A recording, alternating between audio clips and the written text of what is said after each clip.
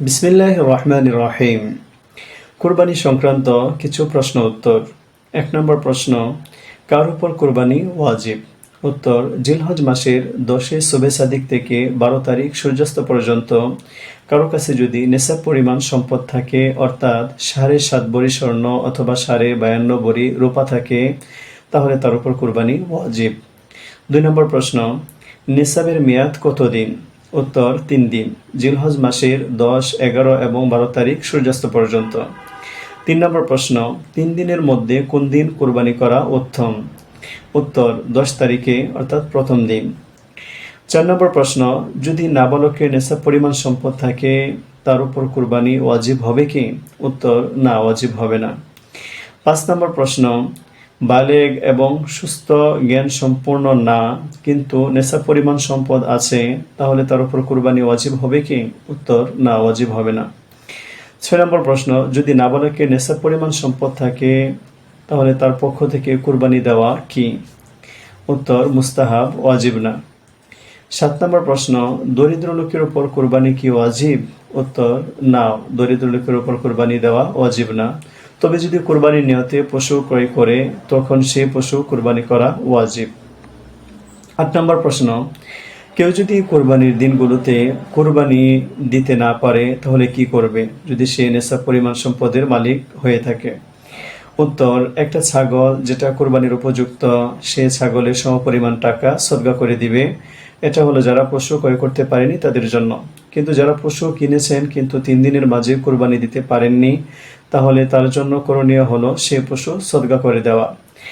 আবার যদি কেউ ৩ দিন পর জবাই করে ফেলে, তাহলে সে ওই পশুর গোশত ওজন করবে। তারপর যদি ওই পশুর ক্রয়ের টাকা থেকে কম হয়, তাহলে গোশত সহ যত টাকার গোশত কম হয়েছে পুরোটাই সদকা করতে হবে।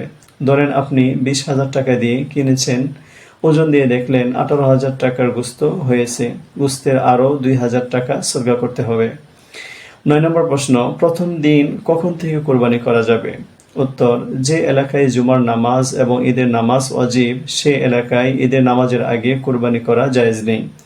তবে কোনো প্রকার দুর্ঘটনা ঘটে গেলে যদি ঈদের নামাজ না পড়া যায়, তাহলে করণীয় হলো সূর্য মধ্য আকাশ অতিক্রম করার পর কোরবানি করা জায়েজ আছে। ১০ নম্বর প্রশ্ন, রাতে কোরবানি দিলে কি হবে?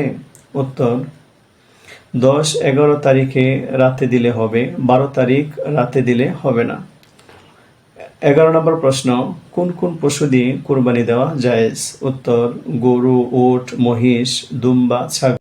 ১২ নম্বর প্রশ্ন, পশুর বয়স সীমা কত? উত্তর, উট কমপক্ষে ৫ বছর, গরু মহিষ ২ বছর, ভেড়া দুম্বা ছাগল ১ বছর। ভেড়া এবং দুম্বা ১ বছর হয়নি, তবে বলিষ্ঠ মনে হয় যে ১ বছর হয়েছে, তাহলে এটা দিয়ে কুরবানি হবে। তবে ছাগল ১ বছরের নিচে কোনোভাবে হবে না। ১৩ নম্বর প্রশ্ন, শরীক সর্বোচ্চ কতজন হওয়া যাবে? উত্তর, উট গরু মহিষে সর্বোচ্চ ৭ জন, কম হলে সমস্যা নেই, তবে একা দেওয়া উত্তম। ছাগল দুম্বা বেড়াতে ১ জন। ১৪ নম্বর প্রশ্ন, গোশত বাগে কম বেশি হলে? উত্তর, কারো কুরবানি সই হবে না। ১৫ নম্বর প্রশ্ন, শরীকের মাঝে কেউ যদি গোশত খাওয়ার নিয়তে কুরবানি দেয়, তাহলে কি হবে? উত্তর, কারো কুরবানি হবে না।